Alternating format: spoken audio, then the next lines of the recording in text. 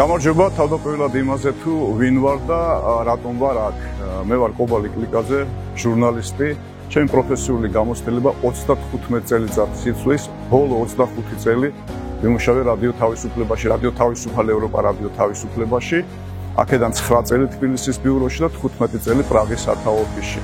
ალბათ შეიძლება კიდევ რამდენიმე წელი დავჩენილიყავი კონგრესის მიერ დაფინანსებულ ამ კომფორტულ რადიოში, მაგრამ უბრალოდ მივხვდი, რომ ჩემი წასვლის და რაღაც ფარამის გაკეთების დროა.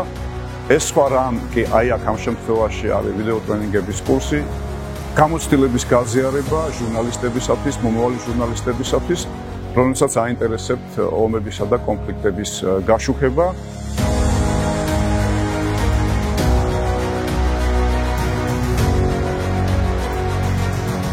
თვითონ სამხედრო ჟურნალისტიკის ისტორია თუ დავემოწმებით ფილიპ ნაიტლის სამხედრო ჟურნალისტიკის აღიარებულ კვლევას პულიცერის პრემიის ლაურეატს თარიღდება 1854-56 წლებით. ანუ ყირიმის ომია სამხედრო ჟურნალისტიკის დაბადების ადგილი, ხოლო პირველი სამხედრო ჟურნალისტი, სამხედრო ჟურნალისტიკის მამა კი ტაიმსის კორესპონდენტი უილიამ ჰოვარდ რასელი. სწორედ უილიამ ჰოვარდ რასელის მიერ ფრონტის ხაზიდან გამოგზავნილმა კორესპონდენციებმა იმდენად დიდი გავლენა მოახდინა ბრიტანულ საზოგადოებაზე, განსაკუთრებით ბრიტანეთის საექსპედიციო კორპუსის საარტილერიო ბატალიონის თითქმის ბოლო ჯარისკაცამდე დაღუპვამ სევასტოპოლის ბრძოლაში, რომ ამ ფაქტს მოჰყვა აბერდინის მთავრობის გადადგომა. თვითონ კი უილიამ ჰოვარდ რასელმა შეიძინა არნახული პოპულარობა, მაგრამ სწორედ იმ პერიოდში გაჩნდა ერთი დილემა, რაც დღემდე ფაქტიურად გადაუჭრელი რჩება.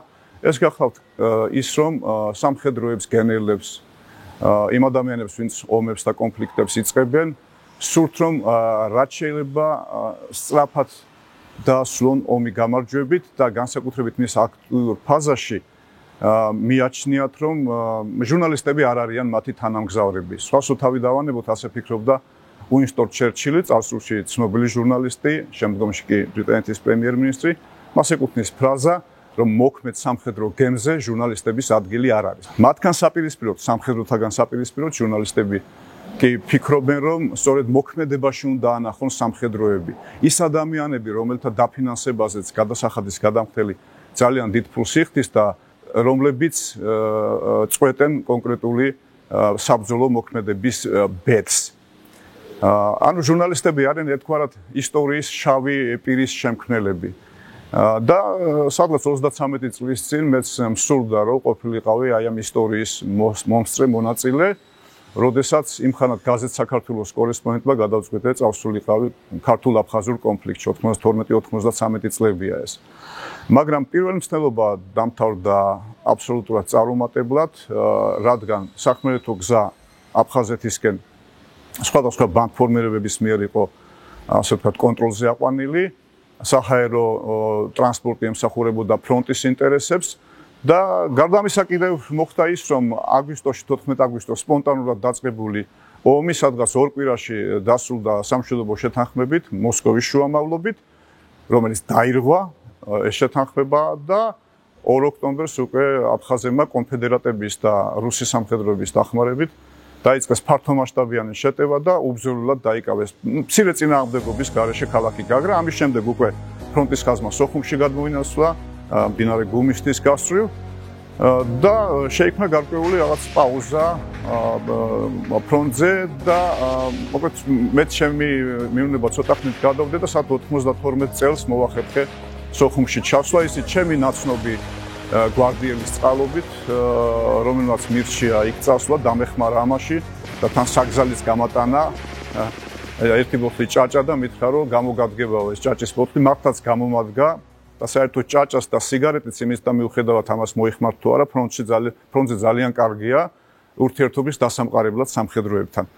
თვითმფრინავშევე გავიცანი რამდენიმე სამხედრო, რომლებიც დამეხმარენ შემდეგ სოხუმში უკვე რომ მისულიყავი სტალინის აგარაკი ქვია, სადაც სახელმწიფო მინისტრი გოგა ხაინდრავა და მისი აპარატი იმყოფებოდა. შემდეგ შეერაგებულ ძალების პრესცენტრშიც ჩავწერე ინტერვიუები. ფრონტის ხაზზე ვერ გავედი, რადგან პერმანენტულად იყო პოზიციური დაბომბვა აფხაზური მხარის მხრიდან და მეორე დღეს წამოვედი, იმიტომ რომ არც მივილნება მქონდა თან სხვათა შორის. არ მქონია არც სამივილნებო ფული. და პირადი ნივთებიც კი არ მქონია, რაღაცა სტილიაგა ბიჭივით წავედი, ჯინსები მეცვა და რაღაცა შავი ქურთუკი. ძალიან სასაცილოდ გამოვიყურებოდი ალბათ სამხედროებისათვის.